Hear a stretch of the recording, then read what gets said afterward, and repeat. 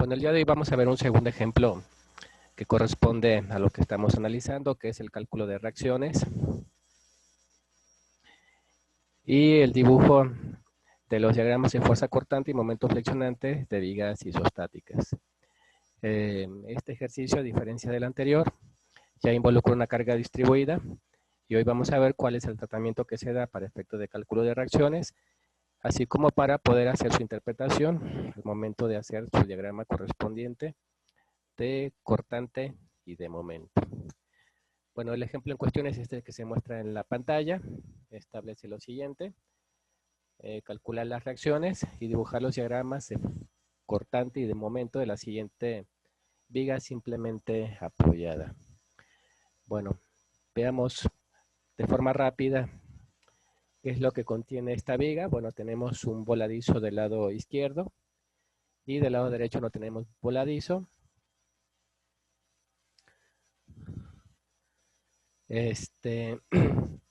Una carga distribuida que está actuando a partir del origen de la viga hasta una zona intermedia entre el claro AB de 1750 kilogramos sobre metro y una carga puntual que está actuando a los 8 metros a partir del origen del inicio de la viga, y esto es lo que tenemos.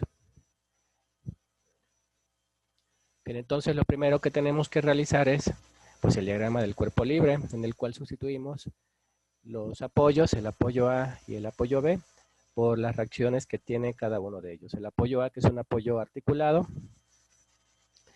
va a tener dos reacciones, y con base a la experiencia que ya hemos ido tomando del ejercicio anterior y anteriormente respecto a lo que hacíamos en armaduras, si observan en esta viga no hay cargas horizontales ni inclinadas, luego entonces la reacción AX va a ser igual a 0. Esa es la razón por la cual en este ejercicio ya ni siquiera me molesto en dibujar o en representar o indicar la reacción AX en el apoyo A. ¿Por qué razón? Porque va a ser igual a 0. Entonces, en lo sucesivo, si ustedes no quieren indicar en el diagrama del cuerpo libre y después en el cálculo de reacciones cómo se obtiene el valor de X, pues no lo hagan, porque es igual a 0. Y aquí solamente nos estaría estorbando. Ya podemos tomarnos ese tipo de libertades con base, reitero, a la experiencia de ejercicios anteriores. Entonces, esa es la razón por la cual aquí no estoy poniendo la reacción AX que existe, que se va a activar hasta que haya una carga horizontal o una carga inclinada, pero para este ejercicio en particular no lo hay, luego entonces no aparece. Entonces, por eso nada más aparece su reacción vertical. Y por otro lado, el apoyo B, que es un apoyo articulado, y contamos con una sola reacción. De esta manera entonces queda planteado el diagrama del cuerpo libre. Bueno, entonces son dos las reacciones las que tenemos que calcular según lo que estamos viendo aquí, respectivamente AY y BY. Entonces, insisto, no voy a perder tiempo en estar haciendo el planteamiento del cálculo de AX porque es igual a 0. Luego entonces aquí directamente me paso a calcular o aplicar la ecuación de suma de momentos en alguno de los dos apoyos. En este caso, una vez más, vuelvo a optar por el apoyo A. Bien. ¿Qué es lo primero que tenemos de izquierda a derecha? Bueno, lo primero que tenemos es la carga distribuida, que reitero, es una carga que hasta los ejercicios que hemos manejado hasta el momento no ha aparecido. Y hoy vamos a ver cómo es el tratamiento de esta. Bueno, en el caso de las cargas distribuidas, no es una fuerza en sí. Acá recordar que cuando hacemos suma de momentos, según la operación,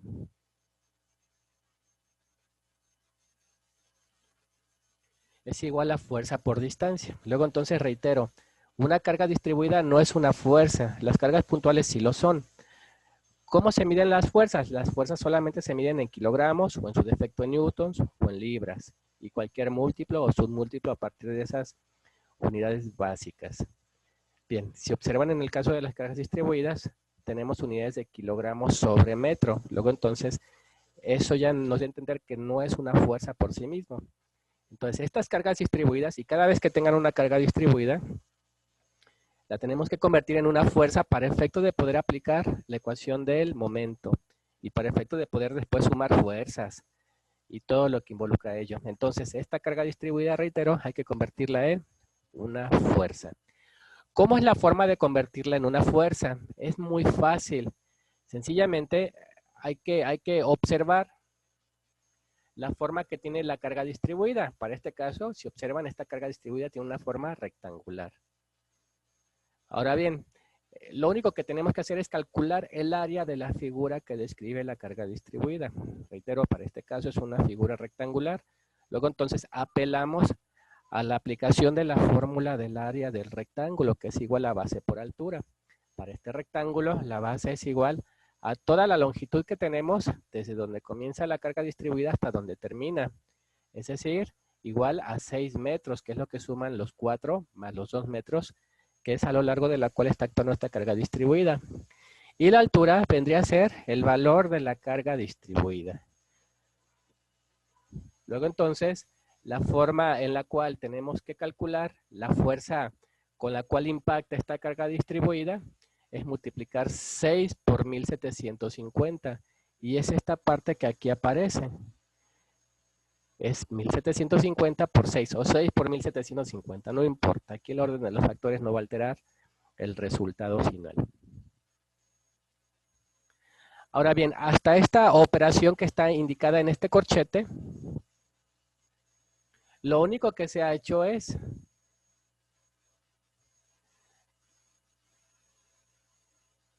indicar la fuerza, es decir, esta parte de la fórmula, solamente la fuerza. Entonces tuvimos que hacer esto sencillamente porque era una carga distribuida y teníamos que convertirla en una fuerza. ¿Qué hace falta? Pues hace falta multiplicarla por la distancia que lo aleja del apoyo A. Y aquí se preguntarán, bueno, si esta carga distribuida está actuando a lo largo de toda esta longitud, ¿a partir de cuál de ellas debo tomar la distancia que lo aleja del apoyo A? Y eso también es muy sencillo. Hay que hacerlo a partir del centro de gravedad de la figura. En el caso de un rectángulo, el centro de gravedad queda a la mitad. En otras palabras, si yo aislara esta figura rectangular y quisiera investigar en dónde queda su centro de gravedad,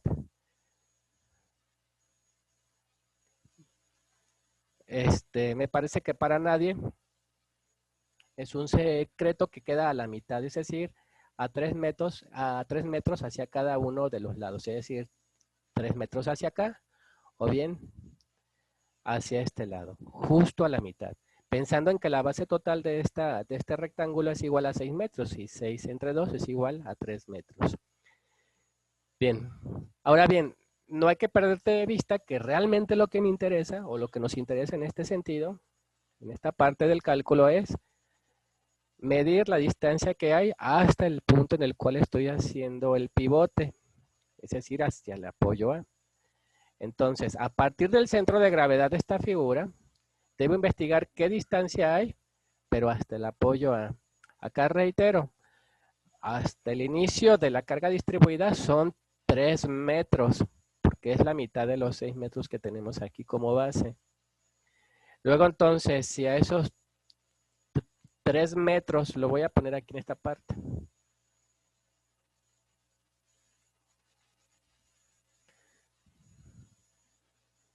Si a esos 3 metros le restamos estos 2 metros de aquí, finalmente voy a obtener la distancia que hay del centro de gravedad hasta el apoyo A. Entonces esta distancia sería igual a 1 metro. Porque de esta forma este metro más estos 2 metros suman estos 3 metros que tenía el centro de gravedad. Bueno, entonces esta es la distancia por la cual debo multiplicar entonces el valor de la fuerza equivalente de la carga distribuida, que es esta distancia que aquí aparece. Entonces este 1 metro es este metro, es la distancia que lo aleja del centro de gravedad de esta figura del punto pivote, que es el apoyo A.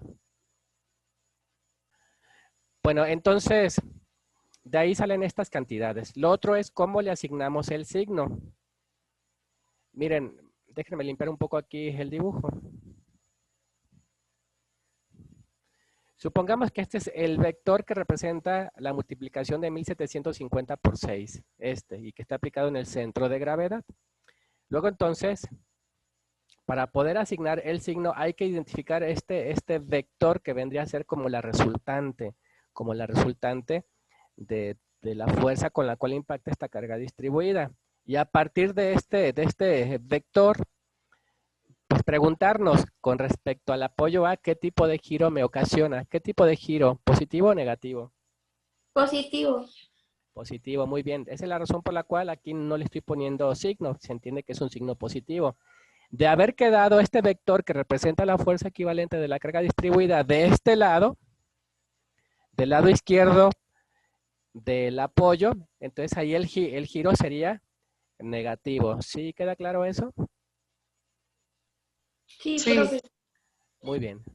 Entonces, si observan, no hay ningún tipo de ciencia oculta con las cargas distribuidas, solamente es aplicar como principios hasta cierto punto de sentido común para poder llegar a su interpretación y la forma en la cual se hace su involucramiento dentro de las operaciones para poder calcular reacciones. Bueno, entonces hasta ahí ya hice lo de esta carga distribuida. Entonces esta ya quedó en esta operación. ¿Qué más tenemos? La siguiente carga que tenemos es una carga puntual y esta sí es una fuerza, son como las que hemos manejado hasta ahora. Entonces, pues lo primero, ¿qué tipo de giro tiene esta carga de 2500? Positivo. Positivo. Positivo, así es. Entonces este signo positivo que aquí está en la ecuación. Después serían 2500 y por la distancia que lo aleja del apoyo A, que para este caso es igual a 6 metros por 6. Y finalmente, la reacción BY, el tipo de giro va a ser negativo, va a ser un giro antihorario. La fuerza es BY y la distancia ahora serían 8. Por cierto, me la pasé, pero AY, me parece que para todos os queda claro que siendo el punto pivote el apoyo A, no genera giro. ¿Estoy en lo cierto? Sí. Sí. Muy bien. Entonces serían ya todas las operaciones que tenemos que plantear en esta ecuación. Ya lo que sigue es efectuar las operaciones. Entonces se efectúa toda esta operación, 1750 por 6 por 1 más 2500 por 6, va a dar positivo y del otro lado pasa negativo, entre menos 8, que va a pasar dividiendo, menos entre menos va a dar más, y da un gran resultado de 3187.50 en la reacción del apoyo B. Como nos saca un signo positivo, confirma el hecho de que esto va hacia arriba.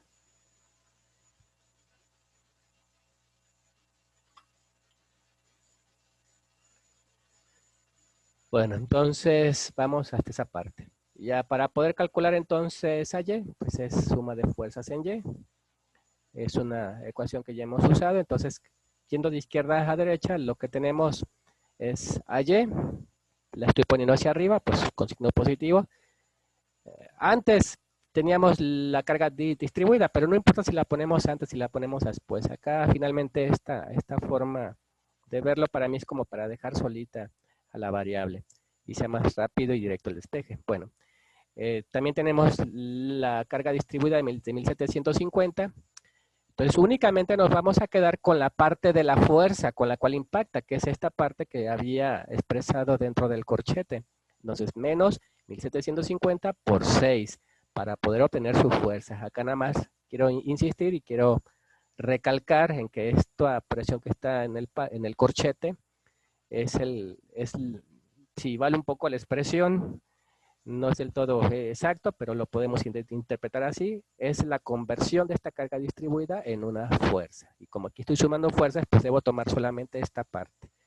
De esta parte ya me olvido porque no estoy haciendo suma de momentos. Bueno, entonces menos 1750 por 6. ¿Por qué negativo? Porque estas cargas van hacia abajo. ¿Qué más tenemos? Menos 2500, y más el valor de esta reacción porque va hacia arriba, 3187.5. Se hace la operación, menos 1750 por 6, menos 2500 más 3187.5. va a dar negativo y al pasarlo del otro lado se le cambia el signo. Y para este caso da un total de 9.812.50 kilogramos. Lo voy a indicar.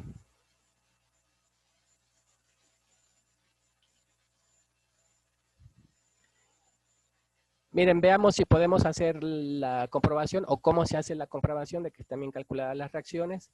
Pensemos en todas las fuerzas que van hacia abajo. Hacia abajo pues va la fuerza de 2.500, lo voy a poner aquí en esta parte. Hacia abajo, ¿qué es lo que tenemos? Pues tenemos esta carga distribuida, cuya fuerza equivalente es menos 1.700, bueno, 1.750 por 6. Ahorita ignorando un poco el signo.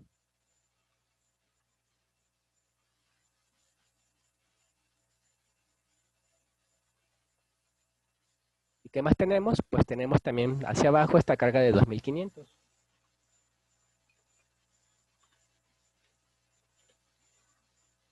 Si efectuamos la suma o la operación completa de esas dos cantidades, obtendremos lo siguiente, 1.750 por 6 más 2.500. Y obtenemos que tenemos un total de 13.000 kilogramos que van hacia abajo.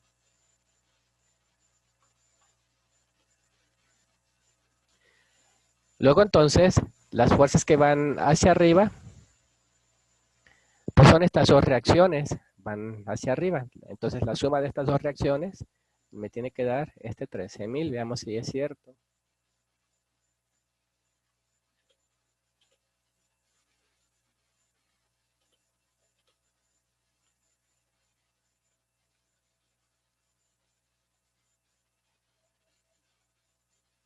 Bueno, estaba haciendo la operación con la calculadora.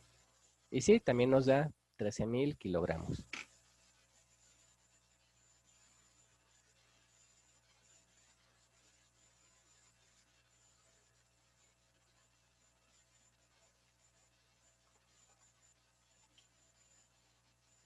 Bueno, entonces hacia abajo tenemos un total de 13.000 kilogramos y hacia arriba pues también los 13.000 kilogramos, de tal manera que como las dos cantidades me dan iguales, significa que las reacciones están bien calculadas, porque tiene que estar en equilibrio. Lo mismo que va hacia abajo tiene que ir hacia arriba.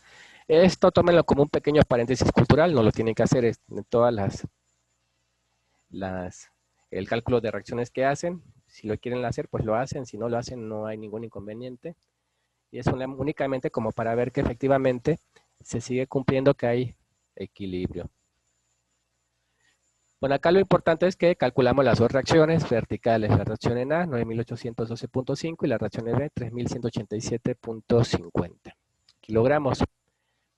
Bueno, hasta ahí hemos concluido con las reacciones. Ya lo que sigue a continuación es dibujar los diagramas de fuerza cortante y momento flexionante. Entonces, decía yo, como siguiente paso, vamos a hacer los diagramas de cortante y de momento. Lo primero que tenemos que hacer es reproducir el diagrama del cuerpo libre, pero con el valor de las reacciones. Ya no vamos a poner a Y o BY, sino sencillamente el valor obtenido de las reacciones, el 9.812.50 y el 3.187.50. A partir de ahí, entonces, se hace la proyección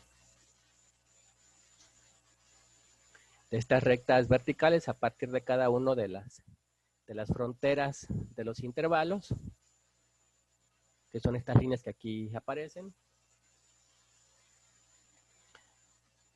Y entonces comenzamos a sumar y a restar fuerzas. Bien, voy a regresar un poco sobre lo que vimos en la clase pasada. Para las cargas puntuales, ya sea una reacción o una acción, la forma en que suben o en que bajan es de forma vertical, según lo vimos en la clase pasada y lo podemos observar en este esquema. Y en su momento ustedes lo pueden ver en su ejercicio que entregaron. Bueno, entonces en el de cortantes, la forma en que se sube y en que se baja es de forma vertical, cuando estamos hablando de cargas puntuales. En el caso de cargas distribuidas no sucede así, bajan o suben en diagonal. En este caso bajan en diagonal. Entonces, miren, comenzamos en 0.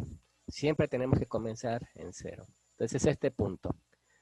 A partir de ahí, ¿qué es lo que tenemos aquí en este primer intervalo? Lo que tenemos en este primer intervalo es únicamente la acción de la carga distribuida actuando a lo largo de 2 metros. Bien, entonces comenzamos en 0 y a partir de ahí hacemos la siguiente operación. Se multiplica 2 por menos 1750.5. ¿Por qué menos? Porque va hacia abajo. Entonces, reitero, 2 por menos 1750.5 nos da este valor. En este caso, menos 3500. Ahora bien, ¿por qué únicamente 2 por esta cantidad? Aquí apelamos nuevamente a la forma que tiene la carga distribuida. Es un rectángulo y el área de un rectángulo es base por altura. Entonces, reitero, en este primer intervalo lo que tenemos es la acción de esta carga distribuida actuando a lo largo de 2 metros. Entonces, comenzamos en 0 y a partir de ahí, menos 2 por 1750. Y reitero, el signo menos es porque esta carga distribuida va hacia abajo. Y da menos 3500. Después, ¿qué sucede justo en esta frontera de intervalo? Bueno, lo que sucede y se puede observar es que tenemos esta reacción. Entonces, a menos 3500, recordando que si rebasamos este eje 0 es una cantidad negativa, menos 3500, tenemos que sumarle más 9812.5. ¿Por qué hay que sumárselos? Pues porque va hacia arriba. Entonces, menos 3500 más 9812.5 nos dirige hasta este punto, hasta el 6312.5 positivo. Después, ¿qué ocurre en este intervalo? Una vez que le sumamos esa reacción, pues ocurre que tenemos una carga distribuida, que es la continuación de la que teníamos en el primer intervalo. Entonces, a esta cantidad que fue positiva hay que restarle el área con la cual impacta o la fuerza con la cual impacta esta carga distribuida, que reitero es calcular sencillamente su área. Si en un rectángulo el área es 4, bueno, base por altura. Y va a ser un área o una cantidad negativa porque sigue yendo hacia abajo. Entonces, acá solamente es hacer caso a esas direcciones, a esos sentidos, perdón, de los vectores. Si va hacia arriba es positivo, si va hacia abajo es negativo. Entonces sería al 6312.5 hay que restarle menos 4 por 1750. Y va a dar menos 687.5. Como rebasa el eje 0, pues ya va en la parte de abajo porque es una cantidad negativa. Después, ¿qué sucede en el siguiente intervalo? Bueno, en el siguiente intervalo ocurre que no hay nada. No hay nada que altere, no hay ninguna fuerza que altere la condición de esta de aquí. Entonces, como no hay nada, pues seguimos con una recta horizontal. Llegado a este punto, nos encontramos con esta fuerza de 2500 que va hacia abajo. Entonces, a menos 687.5 hay que restarle menos 2500. Entonces sería menos 687.5 menos 2500. Llegamos hasta menos 3187.5. Después, ¿qué vemos en este intervalo? Pues que no ocurre nada, al menos en la parte intermedia. Entonces, como no ocurre nada, seguimos con una recta horizontal. Y a partir de este punto, entonces, que sería ya la parte final de la viga, nos encontramos con esta reacción que va hacia arriba. Entonces, menos 3187.5 más 3187.5, regresamos al valor de 0. Y de esa manera entonces es como se obtiene el diagrama de cortantes. Bueno, a partir de ahí entonces comenzamos a etiquetar cada una de las áreas en función de si quedó arriba o en la parte de abajo. Entonces, en esta primera porción quedó abajo del eje 0, pues es un área negativa, un área positiva, negativa, negativa y negativa. Después hay que nombrar o identificar, etiquetar cada una de las figuras. Yo lo suelo hacer con números, entonces esta sería la figura 1, la figura 2, la tercera figura, de ahí viene este número. acá no cabía, por eso tuve que ponerlo acá. La figura número 4, una vez más, acá iba a quedar muy apretado, por eso lo estoy poniendo acá. Y la figura 5. Entonces, estos números es sencillamente nombrar cada una de las figuras que nos va a servir para identificarlas al momento de estar calculando sus áreas. Bueno, eso es con respecto a estas etiquetas. Y ahora bien, lo que tenemos que hacer a continuación es calcular las áreas de cada una de estas figuras. Para poder calcular sus áreas, pues debo conocer sus dimensiones. Si no conozco sus dimensiones, no lo puedo hacer. En ese sentido, voy a retornar a lo que hicimos en la clase pasada. Aquí teníamos definida todos los datos para cada uno de estos rectángulos que se fueron generando. Así, por ejemplo, para este rectángulo de la figura 1, pues teníamos una base que era igual a 4 y una altura que era igual a 257.14. Luego entonces tenía los datos suficientes para poder calcular su área. Base por altura y listo. Y así también para los demás rectángulos. Para el segundo tenía su base igual a 3 y su altura 642.86. De igual forma para la tercera figura, su altura igual a 300 y su base igual a 3 metros. Bien. Veamos qué ocurre acá. Vayamos figura por figura. Voy a comenzar con esta figura. Esta es una figura triangular. ¿Conozco su altura? Sí, 3500. ¿Conozco su base? Sí, también es igual a 2. Entonces tengo los datos suficientes para poder calcular su área. Recordando que el área de un triángulo es base por altura entre 2. Vayamos a la siguiente figura, que es otra figura triangular, que es esta de aquí, miren.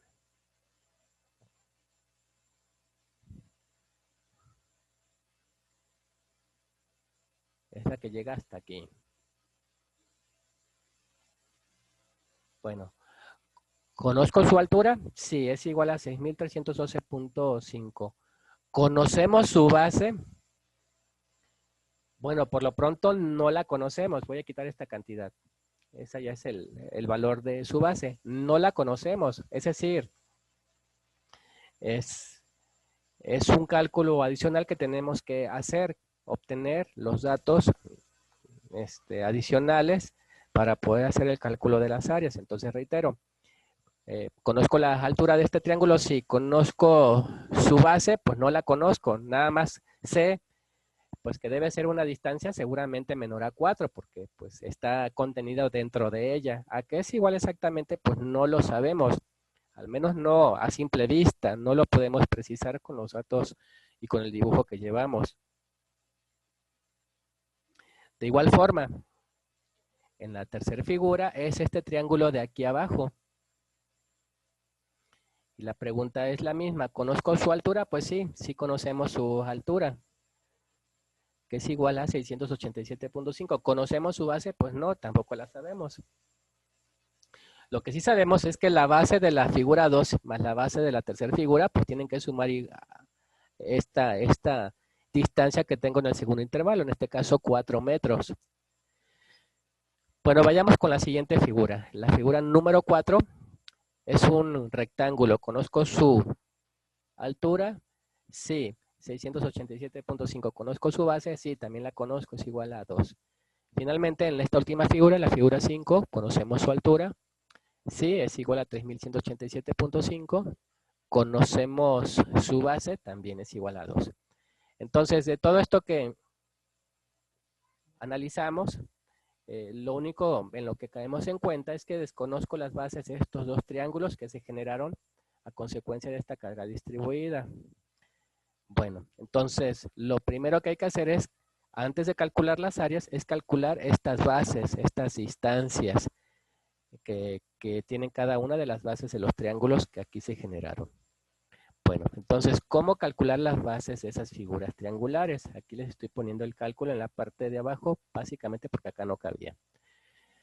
Bueno, entonces, la fórmula es, bueno, aquí le estoy llamando B1, o base 1 pensando en que este es el primer triángulo al cual deseo calcular su base. Y análogamente, la base 2 pues vendría a ser este segmento restante. Ustedes finalmente las pueden etiquetar como quieran, ¿eh? Esto, pues reitero, no obedece más que a un estilo y en este caso el mío. Bueno, ¿cómo se calcula la base? A través de esta fórmula. Voy a encerrarla y vamos a comentarla.